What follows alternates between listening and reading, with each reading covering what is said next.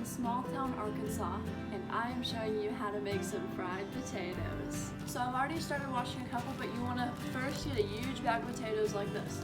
Then you wash every single one of them.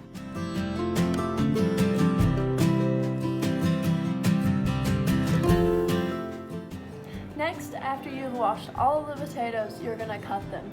This is probably the part that I'm the worst at, but it's still a lot of fun. The first step of cutting the potatoes is skinning them. Always be sure to skin away from your body because we don't want you to get hurt. Also, the skinning doesn't have to be perfect. As long as you get most of it off, it'll be okay. And if you have a compost pile, you can throw the potato skin right into it. For actually chopping up the potatoes, you want the pieces to be about a quarter length and width of your palm, give or take. Not too thick, not too thin. Also, I know my cutting technique is really bad. I am working on that.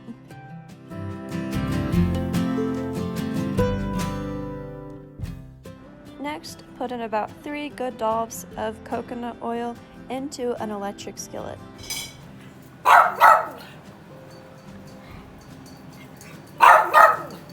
Cricket. After the coconut oil has spread about, make sure your electric skillet is on the simmer heat and go ahead and put in your potatoes. Now you can turn the heat up. We had ours at about 265-ish, and you can garnish the potatoes with whatever seasoning you'd like. Here we're just using normal salt and pepper. If you cover the potatoes for the first couple of minutes, the steam circulating inside the skillet will help the potatoes brown and give them a crunchy exterior and a soft interior. After the first 5 minutes of covering, you don't need to do it anymore. You'll slowly flip them and see them turn more and more golden. Ta-da!